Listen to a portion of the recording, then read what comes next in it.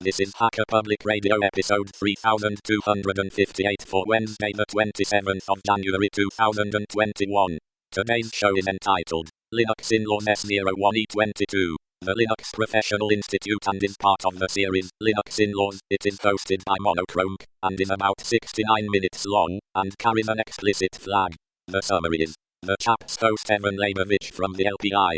This episode of HPR is brought to you by anhonesthost.com. Get 15% discount on all shared hosting with the offer code HPR15. That's HPR15. Better web hosting that's honest and fair at anhonesthost.com.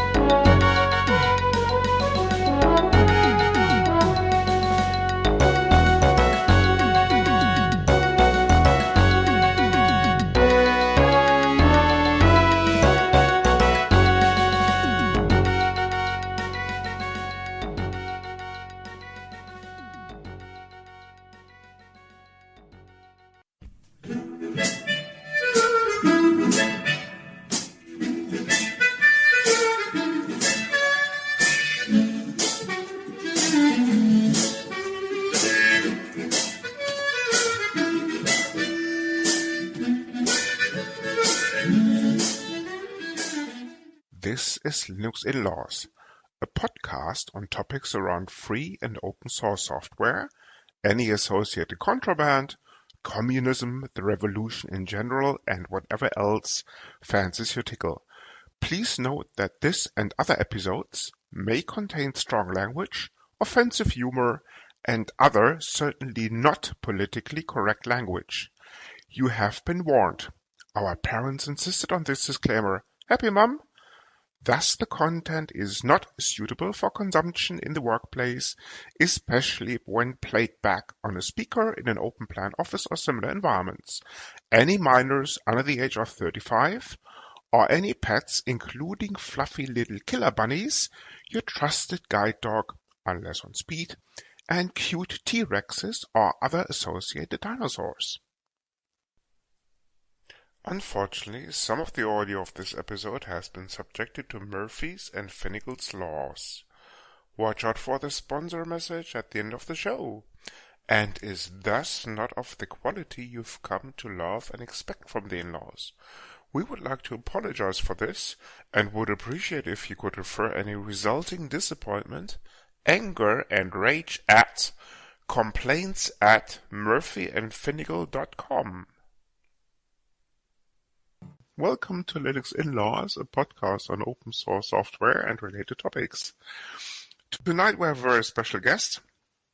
It's Evan Labovich from the Linux Professional Institute. Evan, why don't you introduce yourself? Okay. Hello, everybody. I'm really happy to be here with the in-laws.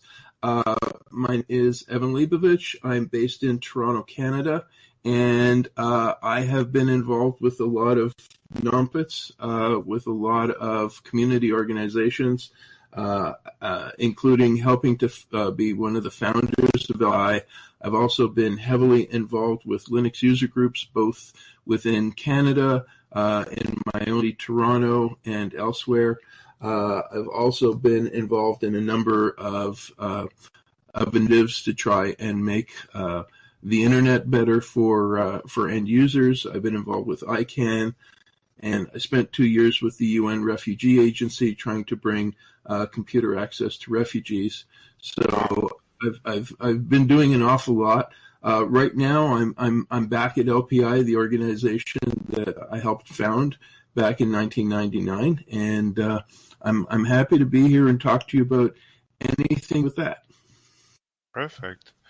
Why don't we get started with a little bit of history about the LPI? Why it came into existence and why it is so important for the open source industry? That is, of course. Absolutely. Again, we're going back to the late 90s, and open source was just starting to break through It still had significant opposition from Microsoft and closed source organizations, and it was struggling at that point to make inroads into corporate IT. It was obviously heavily used by the enthusiast community, but it was trying to make that leap from being considered a hobbyist or amateur system into something that was capable of running a business. So I was involved at the time with a Canadian user group chat room, and we were discussing what are the things that Linux and open source is missing in order to make that leap. I mean, obviously we have very coders. Not only Linux, but of course up to then you had BSD, you had all the GNU tools, you had massively high quality software coming out, but there were many gaps. Some of the gaps were in places like documentation and promotion and things like that. But the part that we wanted to focus on was addressing the situation where a company would say, okay, I'm interested in this open source stuff. Where can I find people to install it, to configure, maintain it, and to keep it working nice and smoothly for us? And we came up with the notion that we had to have a way to give the corporate world confidence that when people were qualified to work with open source tools, that there was a way that the IT department that didn't know anything about Linux could find people that were qualified in it. And that involved high quality education programs, and we all came to the conclusion that it required some kind of a certification program. And so at the time, the big players in certification were Microsoft and Novell and a couple of other players. Red Hat was just starting with the RHCE program, but we, at least our own community, said that we needed to do something different from the conventional certifications that were out there. That if we were going to go open source, then the certification that was going to work also needed to reflect a little bit of that spirit, which means if we were going to do a certificate properly, it had to be something that was distribution neutral. It had to be something that didn't require you bought a certain specific manuals or documentation in order to pass certification. And so we had this discussion group that was going on saying this is what we need.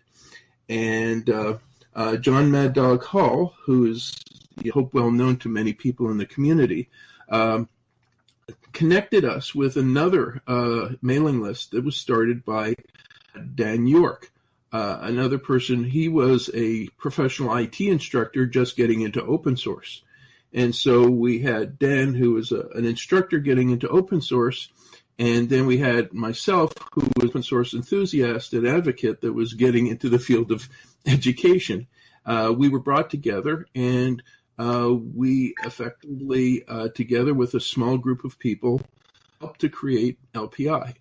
We designed a certification program that from the very beginning was designed to be distribution neutral, training method neutral, and in a way that if you knew your stuff, you could pass the tests, and you didn't have to take anything, any official materials or anything like that. If some of us had their own system, taught themselves and came in, all we cared about was that they knew what they were doing. And so we came together at a meeting. We made a pitch to a company called Caldera, which was one of the very first commercial Linux distributions back in the late 90s. And they came in to sponsor us. They introduced us to a number of other groups. At that point, we ended up getting sponsorship from companies like SUSE and IBM and others. And at that point, we had a certain amount of seed money that allowed us to go ahead and start paying for the right people, paying for the right quality control, and so on. And so that was the start.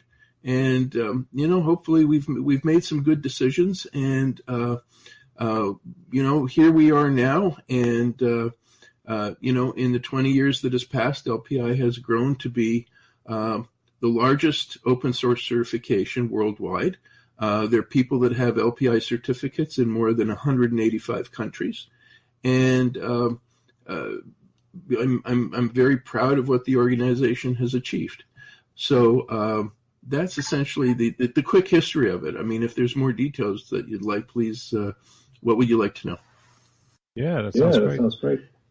I was going to ask, how do you compare with your distribution-specific ones? I mean, obviously, Red Hat has their certifications and things like that. How do you see people come into you versus go in for something specific? Well, we're trying to focus on what is common about Linux distributions. The only thing that we came out at the very beginning that was going to be significantly different was things like package management. So at the very beginning of LPI, we actually had separate tests if you were in the RPM Red Hat world or if you were in the Debian depackage world. And so once upon a time, we actually had two separate exams, and you could choose to take either. We ended up merging them together, and so the current LPI program tests for both of them. But we wanted to concentrate on what was common between Linux distributions. And so we don't teach things about graphic interfaces, because that's something you could be tested on one thing and then walk into an employer and they're using something totally different. We wanted to have a program such that if somebody was skilled in the things that we were testing, that they could walk into any Linux shop and start being able to work right away, because they know the things that were common to every distribution.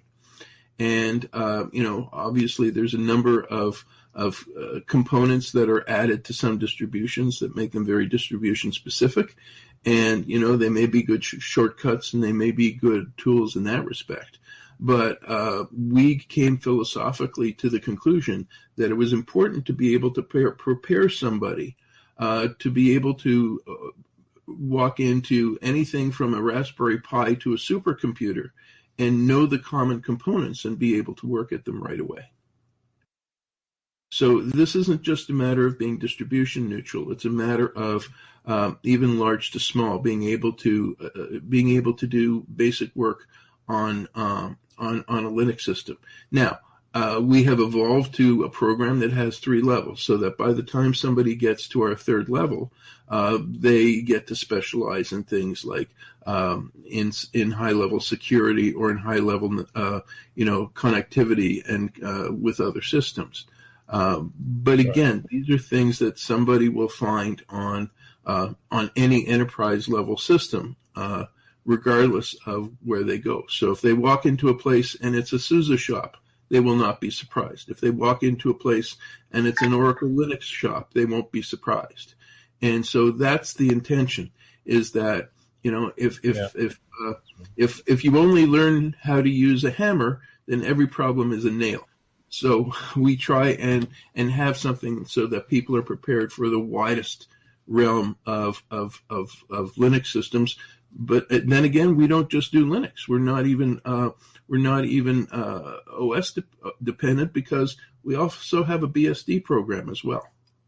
Okay, brilliant. No, that makes perfect sense, right? If you're learning the basics of Linux for all these things, then it makes it applicable in many places.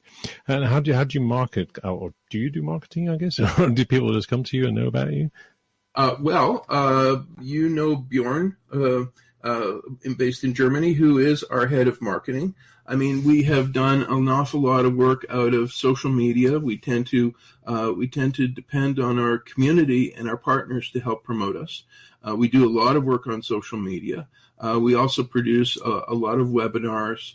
We tend to shy away from conventional media advertising and things like that.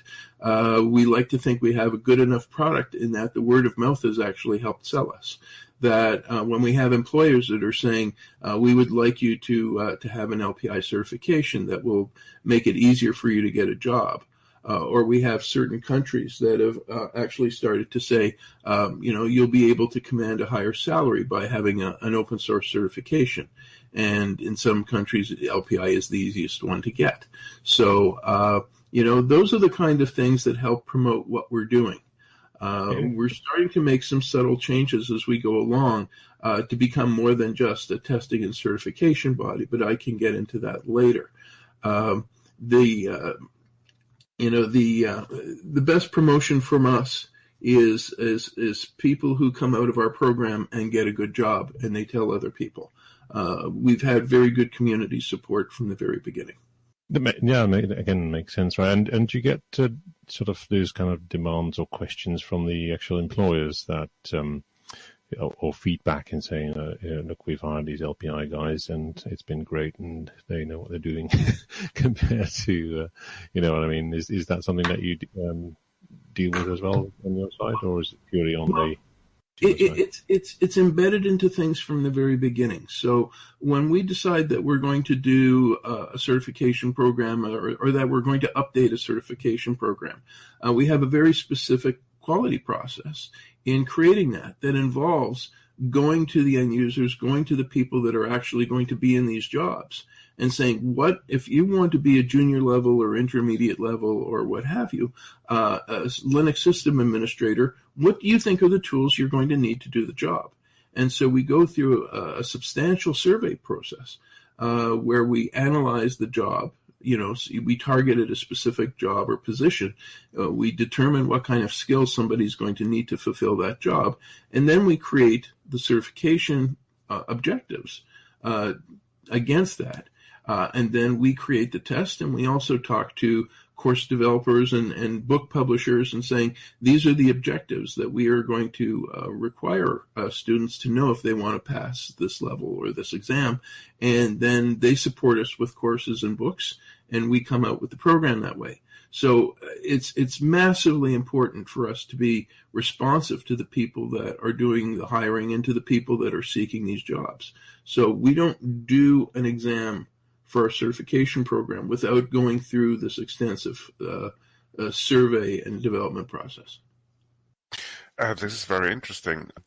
Just out of curiosity, being a person that took all of the 3 levels of the certification process way back, I was just wondering, you do require recertification, I think, every 2 or 3 years, maybe, or something like this. There are other approaches where a body requires continuous professional education, like, for example, ISC2, with regards to CISSP and the rest of the aggregate accreditations that they offer. Just wondering, have you ever thought about switching from a recertification to CPEs? Actually, we haven't just thought about it, we have actually done it. So let me give you a little bit of detail on that.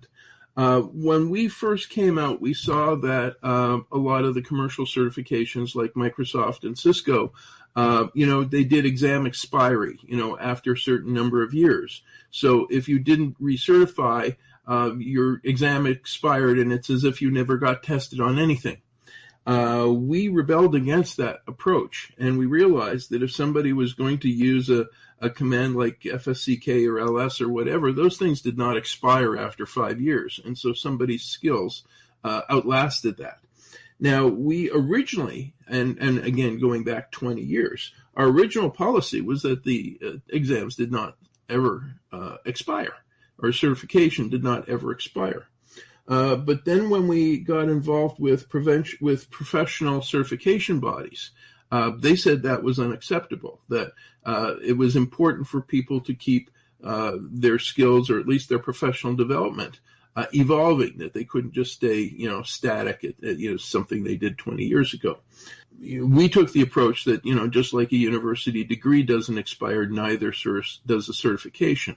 But we also found that when we got involved with other credentialing bodies and we wanted to see what other people were doing, there was a lot of objection to us having a policy of not doing any kind of requirements to people to keep their certifications fresh. So the approach we took at the beginning is that we still do not expire certifications. Somebody who took the very first LPI test will still have it in our database. If they haven't taken anything new in a number of years, we would mark a certification as either active or inactive. In other words, inactive means they haven't done anything new in a number of years, but somebody still has on the record that if they took an LPI exam 15 years ago, that's still in our database, and we will still tell that to people. We'll make a note that it hasn't been updated, but that skill that was tested then never goes away.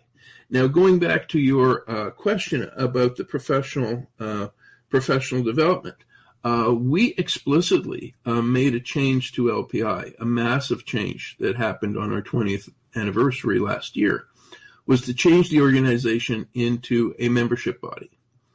And so until then, we've been operating as a foundation. But as of last year, we started accepting members. And the purpose of the members was for multiple reasons. And one of them is for exactly what you're talking about. So much like a conventional professional society, if somebody wants to keep their certification active, they don't just need to they don't need to retake exams every so many years. If they engage in professional development, and that takes many, many forms, they keep their certification status active. We have a concept of PDUs, professional development units. So attending training will qualify for PDUs. Service in the open source community will qualify for PDUs. We have a whole catalog of various activities that would count towards somebody's maintaining their certification status without having to retake exams. Because again, there's an awful lot about Linux that has not changed in 20 years. Some has, some hasn't. We're on our 5th revision of our exams right now. And so, we recognize that there are some differences that come, the whole System D thing and all that. So, we recognize there's changes, and we are frequently updating the exams. But if somebody wants to keep their status active, we encourage them to become a member of LPI and engage in professional development activities, such that will support their ongoing personal development. And that doesn't just require taking new exams. We're not in this for a money grab just to keep selling the same exam to people over and over. So we're committed as an organization to the professional development of the open source community. And so we've engaged in this. We've also, along the lines of enhanced professional and personal development, so we also came up with a code of conduct. And so that code of conduct addresses how do you engage with people in an open source community? How do you engage with customers and others in a professional environment? And how do you engage in conflicts of interest? We have a code of conduct that addresses all of these things. Actually, uniquely, we went out and looked for other implementations and didn't find anything that was quite like that. But it's something that LPI is engaged in a sense that, somebody has achieved their technical expertise, but being an open source professional means more than just knowing, your way around an open source system. You also have to deal with others, with clients, with colleagues, with other people in open source mailing lists. And so professional conduct is in these cases sometimes as important as the technical skills. And so we've engaged in this membership. The membership then can maintain somebody's certification status through professional development and not just through exam taking. I hope that answers your question. So we've given it an awful lot of thought. It's been years in development, and that actually is out now. We have members. We have people that are maintaining their certification, not just by retaking exams, but by engaging in professional development activities. Yeah, that makes sense. What I was going to ask on that is, are you? It's just a thought, really. Are you engaging much with the actual open source projects as well as part of this building the certifications, or is that something you do in isolation? I will get that. We have people in our communities that are engaged in an awful lot of the projects themselves. We don't get deeply involved in the software development projects themselves because we are not an organization of software developers. It's sort of not where we came from. I mean, when we started LPI, I can code, but my work is awful that way. So I never went in that direction. My strength has been in communications and educations. And, the open source community needs people with all sorts of backgrounds, not just coders, but also documenters and marketers and so on. And so there's lots of place for people. To answer your question, we have informal relationships with a lot of projects, but we don't go formally in saying, we want them to endorse us or we endorse them. Obviously, there's a lot of open source products that are covered by LPI exams. Do we have their endorsement? Not necessarily, but usually it's not the task of a software project to get involved in the education programs for that software project. Some might do it as a revenue source, but most do not. Okay, yeah, no, that makes sense. I mean, it's just that. If you take various open source projects, some of them will have commercial company variants. So, a lot of them do these days, right? But, and those may offer their own certifications. I'm thinking about. And the world is big enough for all of this. We know that there's systems like Kodi Linux that have their own certification program because they're focusing on the security component. I don't consider them competition. The community is big enough for a number of different approaches. We serve one purpose, but we're not necessarily everything to everybody. So we know there's other approaches out there, and we're also aware that some open source projects need sources of revenue, and they may go this path. But generally speaking, we cover a specific area, and that is for people who want to get a job and claim they know a certain level of their way around a Linux system. And that takes the place right from the very beginning, where we have a program called Linux Essentials, which is not really a certification course. It's really just somebody knows the fundamentals of Linux, which is not usually used for a sysadmin so much as somebody's getting into IoT, or somebody's getting into 3D printing, or somebody's getting into VR, or some other thing that requires they know a little bit about Linux, but it's not their main focus. And so we try and accommodate that, as well as the intermediate to senior sysadmin. But it's a big world out there, and we're not ever going to cover everything. So there's lots of room for a good community. We don't see any of the others as competition. And I hope they don't see us as competition. Yeah, this is a very interesting aspect, Evan, because the Linux Essential thing, in contrast to the original certifications, is quite new. We're looking at 5 to 6 years maximum, right? I'm just wondering, I fully see the requirement for this. I'm just wondering if that's something that the industry came to you for, or whether that was kind of driven by, we're going to take a look at the market, and that's exactly the thing that's missing, or was it kind of meeting halfway, if you know what I mean? In that case, I think it was as much a matter of community demand as opposed to industry, because sometimes the industry doesn't necessarily know what it wants in this field. In the world of Linux sysadmins, things are pretty straightforward. But in the area where people need to know a little bit of Linux on their way to a career in something else, somebody's going into embedded, or they're going into some kind of AI or other field that requires some Linux. The need of having this very entry level thing was not quite so apparent. So we actually depended on our community to come to us and say that they wanted something like this. And in fact, one of our newest projects that we're working on is for a level even below Linux Essentials. So we have in development a program that is going to assume absolutely zero knowledge about IT on behalf of the learner, and help people make a decision for themselves whether or not a career in IT is right for them. And so this isn't even Linux or open source specific.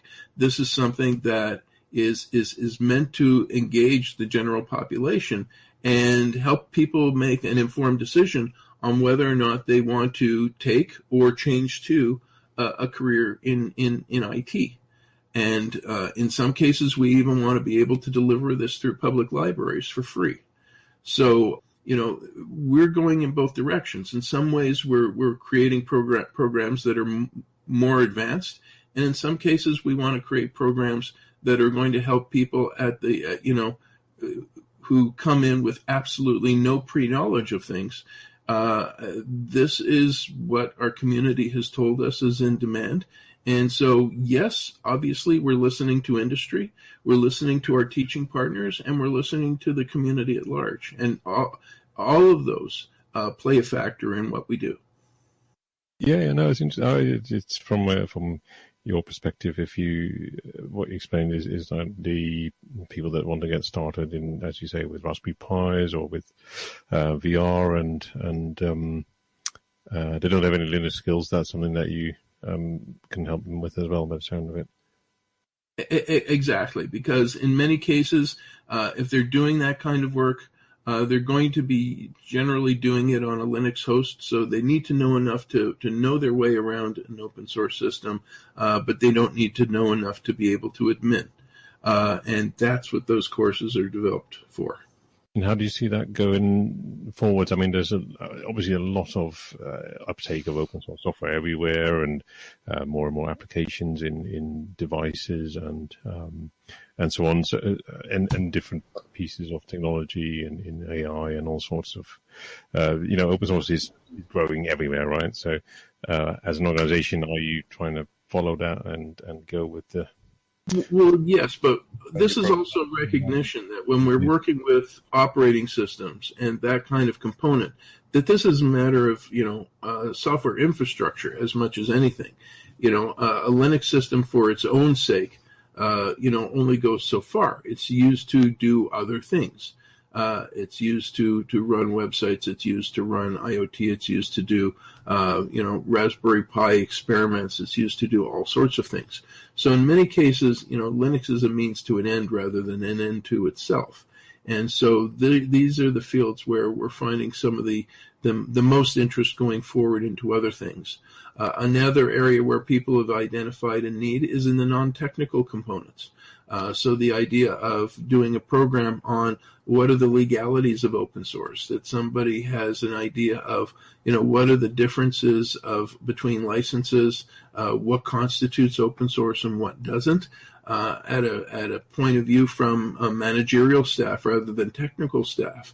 We're finding that there's a very big gap in understanding that way, that what people think is open source might not be what it really is.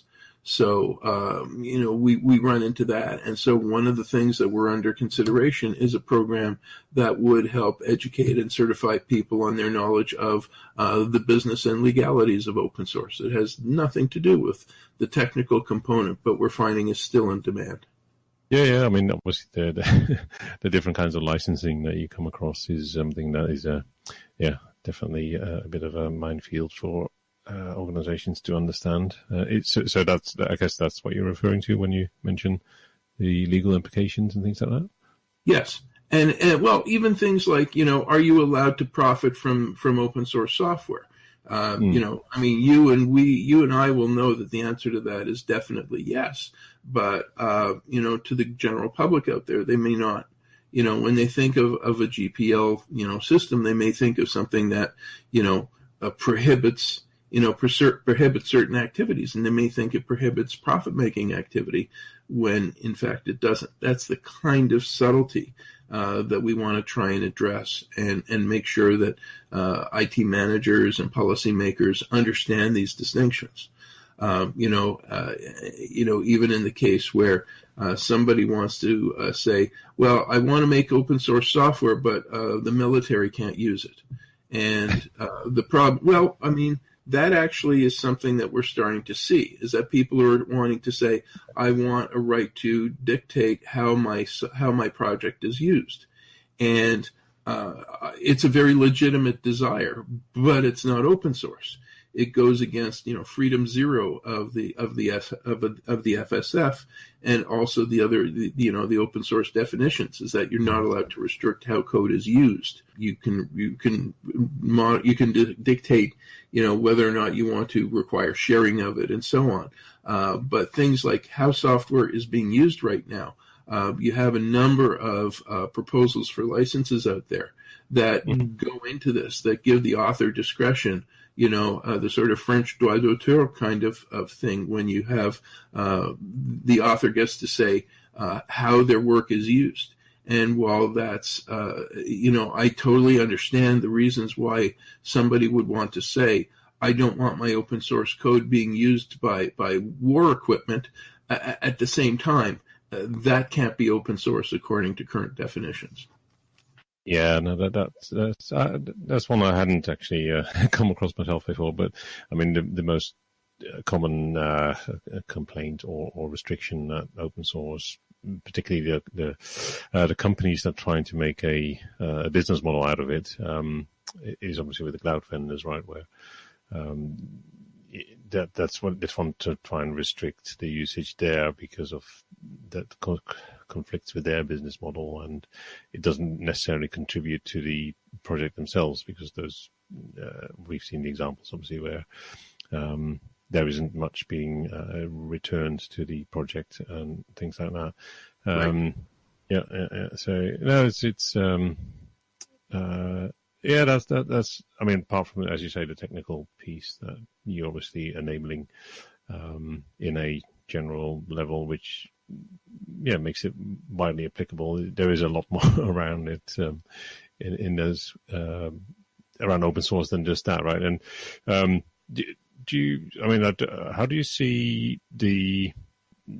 We're seeing a number of companies that are starting to offer open source services as a pure business model in a general way, right? So, right. You need a Postgres expert, you need a Linux sysadmin, but we can source those as a company. We do that as a business model, right? Do you work much with those kind of companies, or do you see that increasing from what you're seeing in the LPI? To me, this is just a natural outgrowth of what's been happening already. As the community matures, as people are constantly trying to see, what business models exist, where, how can you make a profit? Can it be after service? Can it be in training and documentation, or can it be in any of these other forms? These, to me, are just sort of natural outgrowths of how things are going as the community is maturing and becoming part of the IT mainstream. Is that, there might be a realization that, the code could be obtained for free.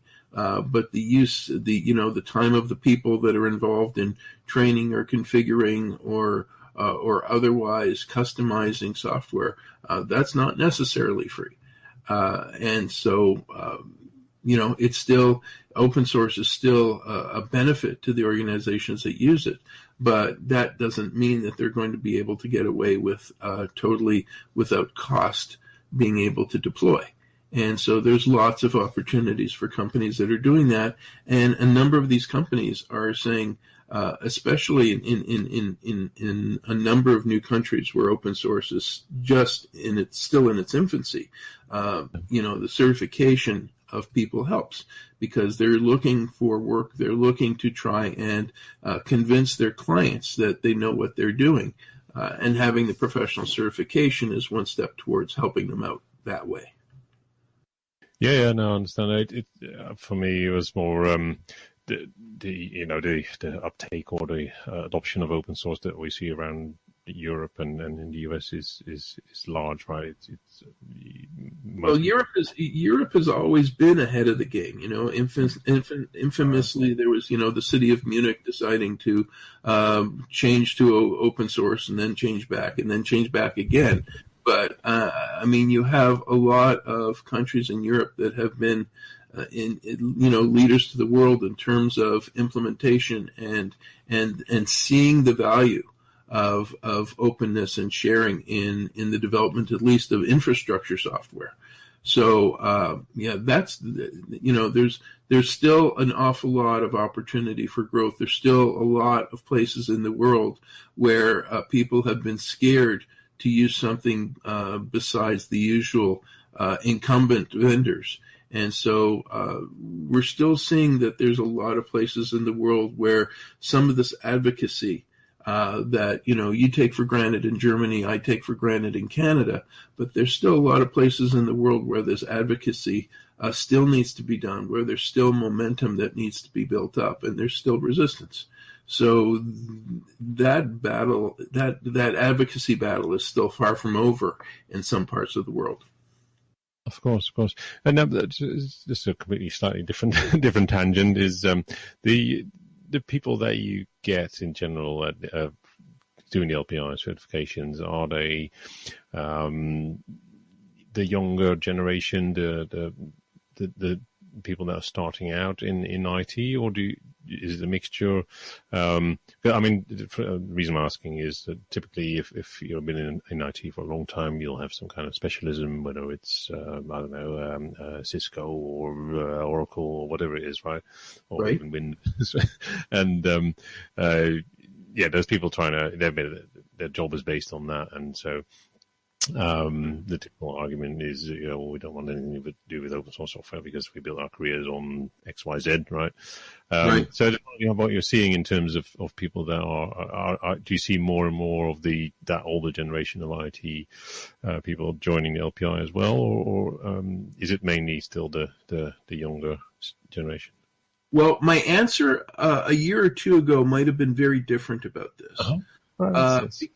Because of circumstances such as COVID, and because of circumstances such as massively increased automation of work, we're finding that a lot of people that have been made redundant in other fields may be looking to IT as somewhat of a more future-proof career path. So there may be people, we still have lots of young people that are going straight through academia into IT and into open source. We're also finding that there's a lot of people that are trying to reinvent their careers and trying to look for something that, they may have been made redundant. They may have, been automated out of a job. And they're looking for something that won't give them the same mistake in the future. And to be very crude about it, you want to be the one building the robots rather than the one being replaced by the robots. And so we're finding we have not done a lot of demographic research. It's something that we are going to be engaging more of. But we are finding, at least anecdotally from our partners and elsewhere, that a lot of the people that are coming in is a broader age range than you might think. And some of that is simply because people are also looking for a change in careers as well as their first career. And coming into IT and open source as a change of careers is starting to look attractive. It's one of the reasons why we want to do that introductory program that assumes no knowledge. So if somebody is looking for a new career or a career change or so on, that we want to help people make an informed decision on whether or not this is a good path. Yeah. No, I think that's a brilliant idea because, as you say, if you're a person who is not familiar with that whole world and trying to make a change, then as an organization, you're probably better placed to give them that information. But also, there's so much information out there. It's like, where would someone like that start, right? So if an organization like yourself could guide them along that path quite nicely. Right. And also, if you think about it, being able to deliver these courses in places like public libraries, you can't get more publicly facing than that. The idea to make this kind of program as accessible as possible, because we're a nonprofit, because we're trying to serve the community. We're trying to come up with programs that libraries and other organizations would be able to deliver free of charge. There's even a novel concept called learning circles, which is effectively teaching without teachers. Which is a concept that we have been partnering with an organization in the U.S. called Peer-to-Peer University that would enable a library or other community center or something like that to be able to deliver this kind of initial IT course without even having anyone on staff that would have the expertise to teach, and yet they could still run a course like this, and it would succeed. We're running pilots in both Nairobi and Toronto with the local library systems to do this kind of thing, and they're showing a lot of success. Right. Yeah. No. I mean, it's that again. That makes sense. It's something, you know, as a working person or even someone who's trying to change a career, doing learning, shared learning, is obviously far more effective than doing it entirely on your own, right? So if you're enabling that as well with certain programs, that certainly will help. I have to apologize for Christoph because his connection to BBB somehow died. So he's not been here for the last 20 minutes, just as an aside. So that's why he hasn't been able to ask any questions. But the one thing that I think we very much would like to know is also what is, how do you see the future of LPI coming up in the short and the longer term? You alluded to it to some degree, but I mean, for yourself as well, right? You've been with the organization quite a long time, and you know, part of the co-founders. How do you see that for yourself going forwards as well? Well, I've been very gratified to have played a part in this transition of LPI from being merely an organization that delivers certifications to one that is actively involved in the advocacy of, shall we say, for the open source individual. There's many groups out there that are able to advocate on behalf of and support commercial organizations that are working with open source. You have the Linux Foundation that's doing phenomenal work in working with corporations and other large organizations in bringing open source into the mainstream. But we found that there is a bit of a gap there in that who's advocating for the role of the individual in open source? Open source was created by individual initiative. You have people that are well known in the community that took it upon themselves to start projects and build a community around them. So we find that there's still a need, in fact, a growing need, to be able to support and advocate on behalf of the people working with open source, as opposed to just the projects themselves. So we're trying to develop LPI as a body that advocates on behalf of and supports the development of the people working with open source, not necessarily the corporations, not necessarily other entities like that. They're already well served within this community, but we're finding that there's not a lot of places where somebody can be a member of an organization that is going to advocate on their behalf and try and enhance their own professional careers and their own professional development. So in my own view, I would love to see LPI, do for open source professionals what a bar association would do for lawyers, or what an engineering society does for engineers.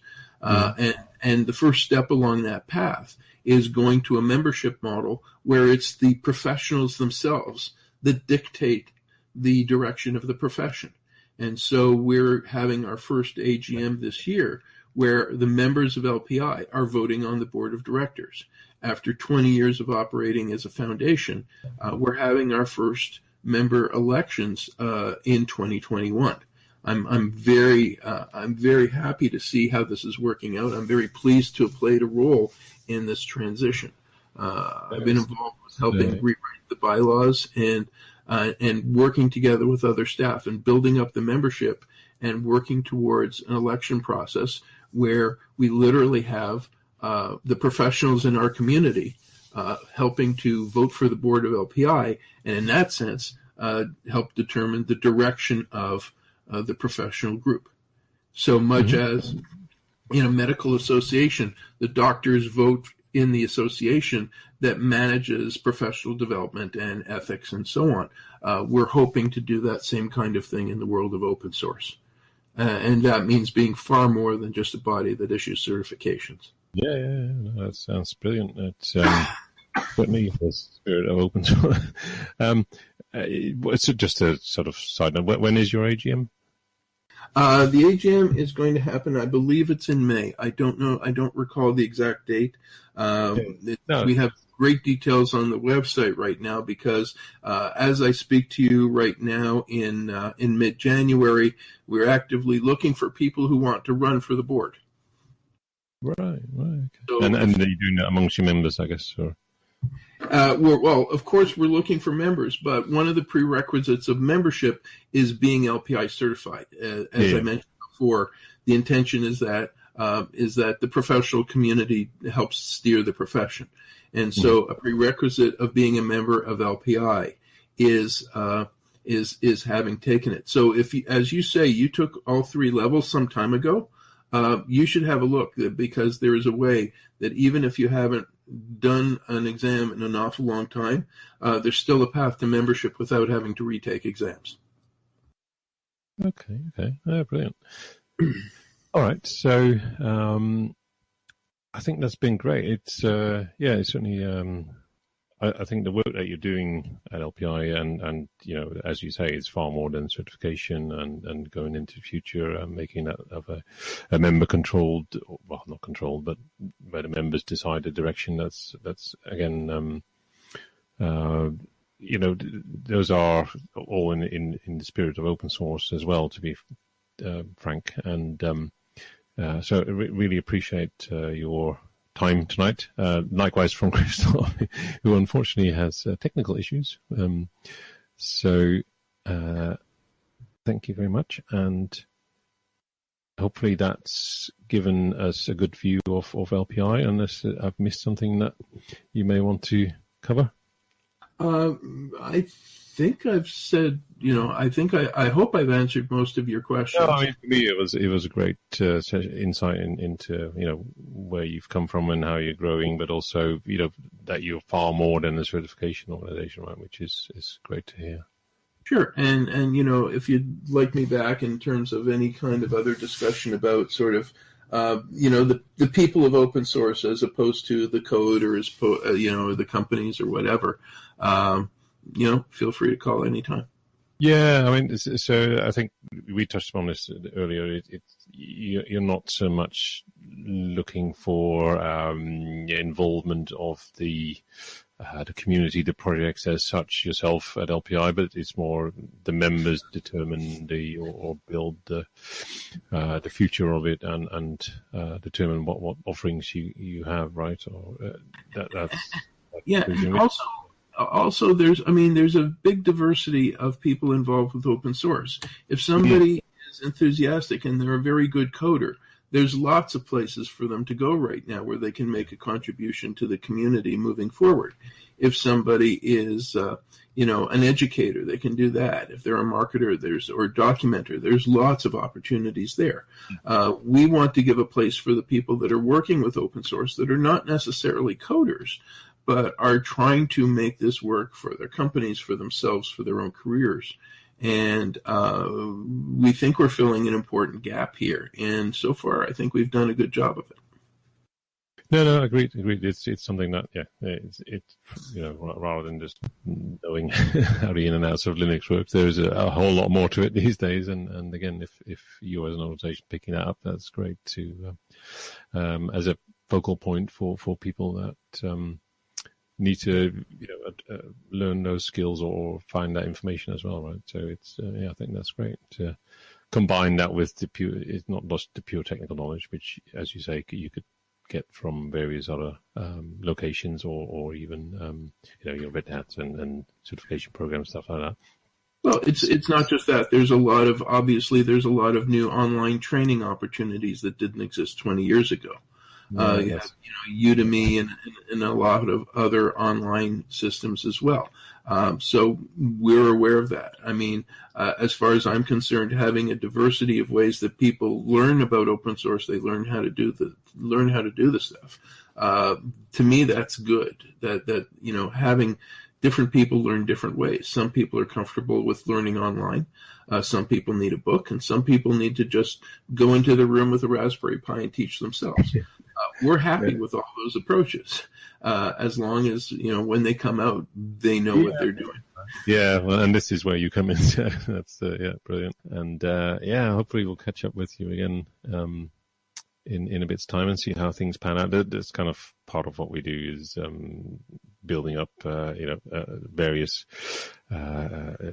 conversations with people in various parts of the open source community, whether it's people that look after projects or people like yourself that looks after an organization, and then we'll review these kind of scenarios. How does this move over time, and where are you? In a year or 2 years' time, we'll do another recording, and we'll look back and say, "Hey, a minute, this is where you ended up." Right? That's one of the nice things about it. Yeah, great. Thanks for having me. No, brilliant. Great to meet you, and thanks again for your time. Martin, that was a very interesting interview, never mind the technical challenges that we apparently experienced, at least I did anyway. So what do you make of it all? Yeah, it was, I agree. Great guy, interesting project. Interesting what they've done with it.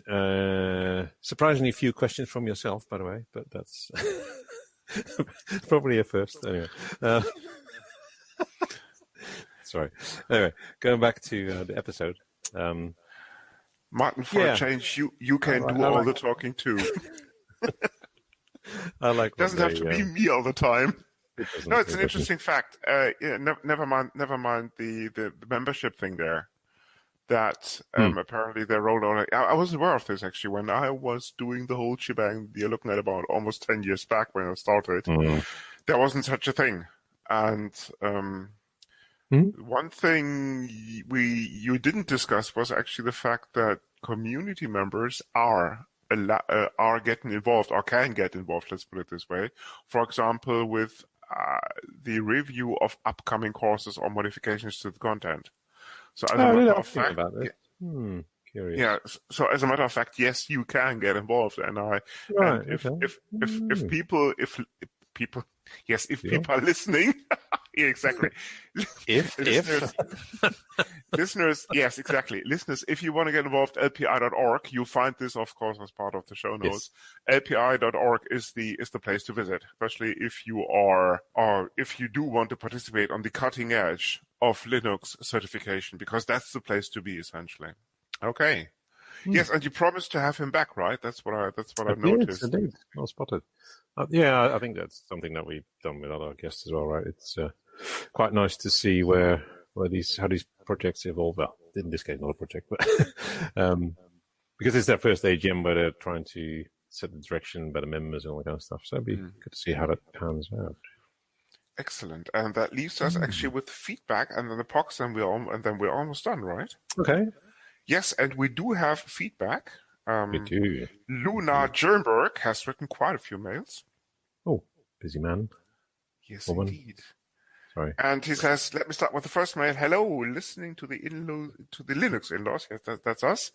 Newest episode in the morning, or this morning. Happy New Year. Luna, thank you very much. And he's also looking forward to season number 2. Interesting, because we haven't quite decided yet on the numbering scheme, right? Indeed. Season 1 is a very long one. It may never end, listeners. Indeed. If you have thoughts on this, the email address is feedback@linuxinlaws.eu. You want to read the second mail, or should I do this? No, you got it in front of you. So. Okay, Luna Jernberg writes again. That was actually on the 1st of January. Apparently, he doesn't take time off. Yes, I did listen to them both yesterday. And of course, I asked him basically what he makes of it. And the feedback goes on basically describing what he's looking for. And he also says that he doesn't do podcasts. But he has been on Linux Unplugged some episodes. What was that you said? You broke up there briefly. No, sorry. He says that he didn't do podcasts. He didn't do podcasts? No. What does that mean? What he said in my...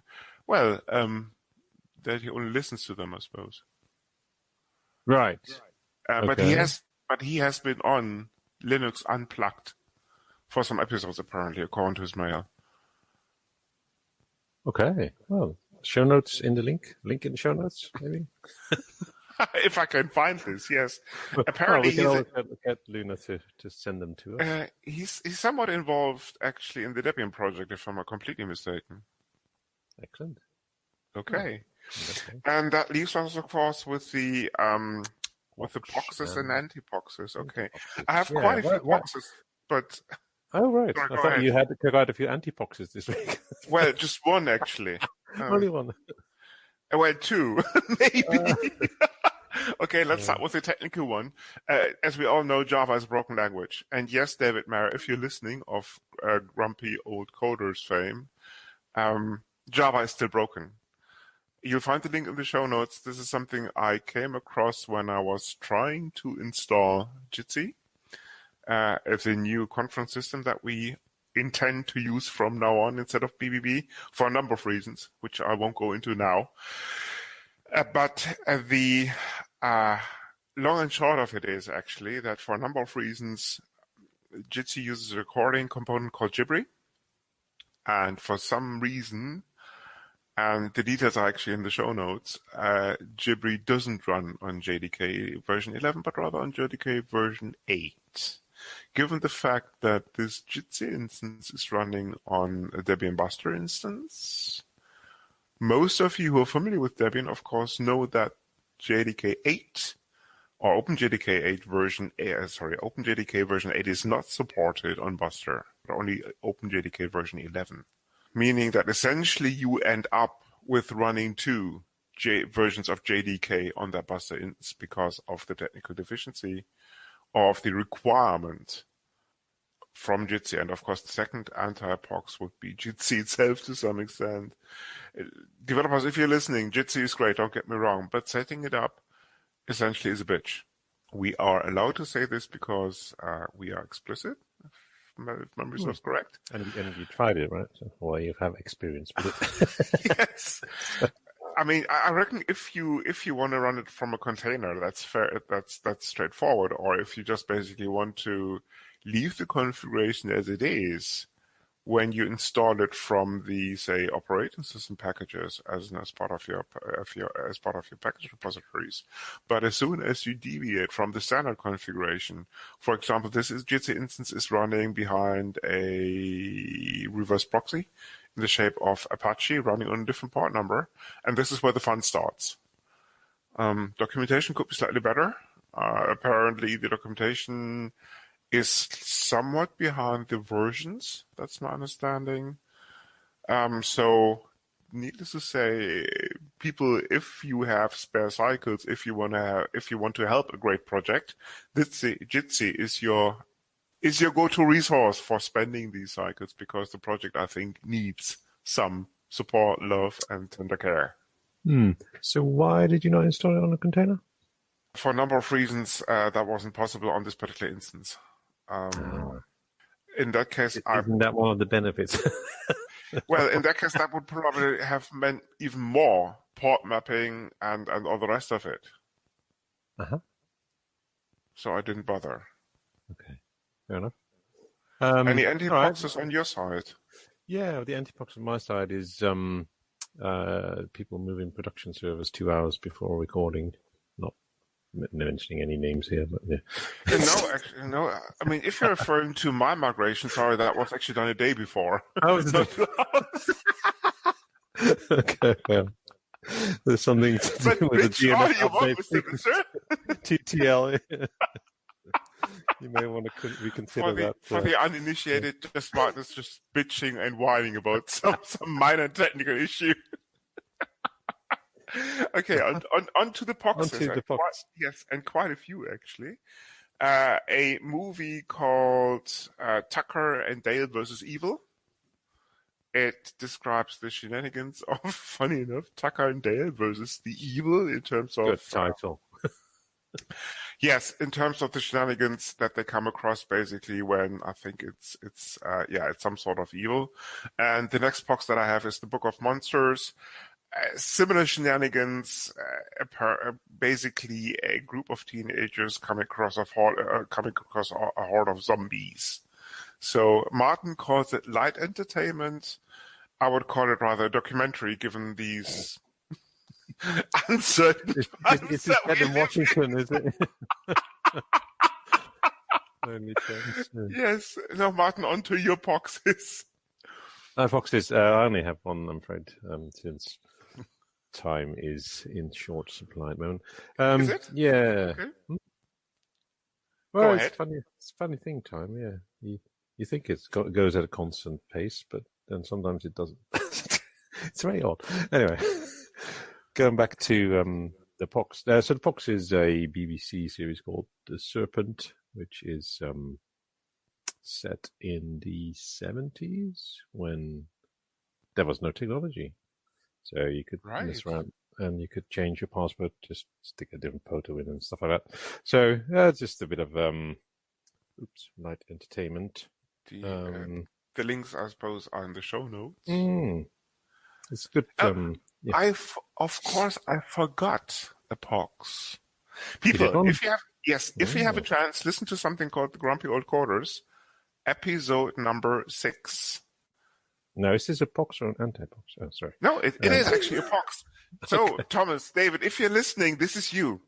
This is free marketing. This is free sponsoring of your show.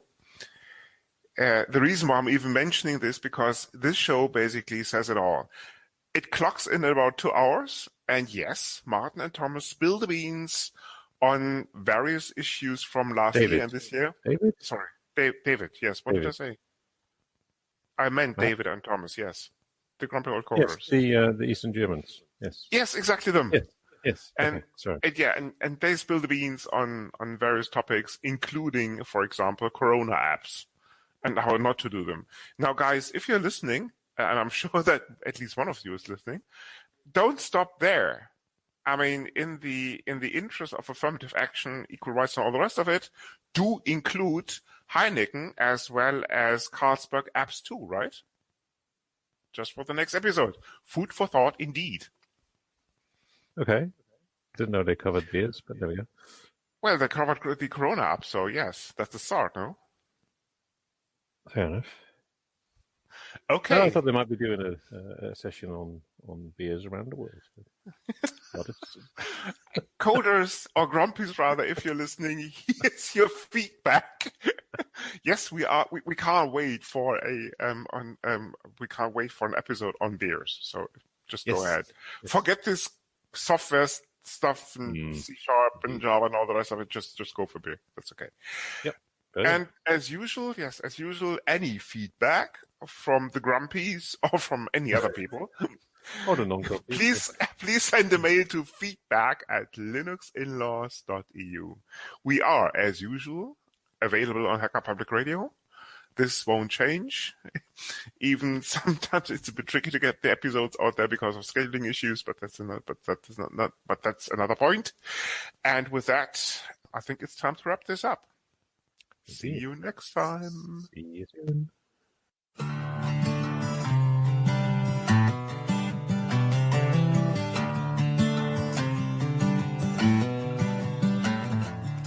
This is the Linux Inlaws. You come for the knowledge, but stay for the madness.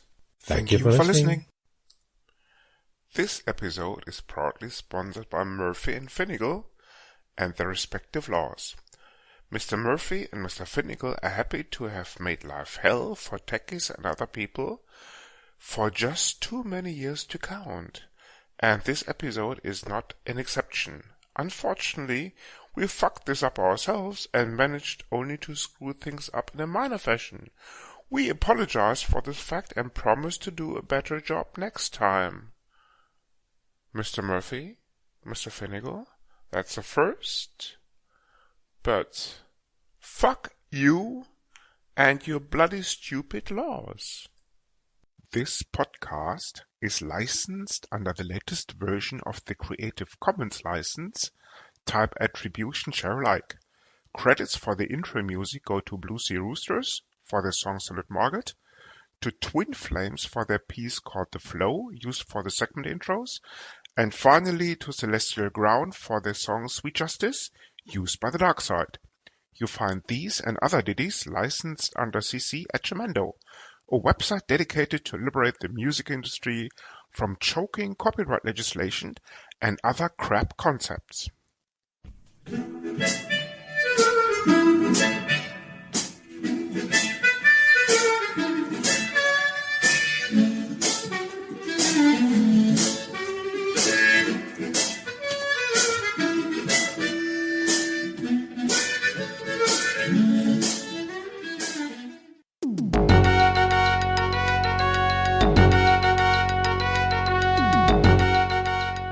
You've been listening to Hacker Public Radio at hackerpublicradio.org. We are a community podcast network that releases shows every weekday, Monday through Friday. Today's show, like all our shows, was contributed by an HPR listener like yourself. If you ever thought of recording a podcast, then click on our contribute link to find out how easy it really is. Hacker Public Radio was founded by the Digital Dog Pound and the Infonomicon Computer Club and is part of the binary revolution at binrev.com. If you have comments on today's show, please email the host directly, leave a comment on the website, or record a follow-up episode yourself. Unless otherwise stated, today's show is released under a Creative Commons Attribution Share Alike 3.0 license.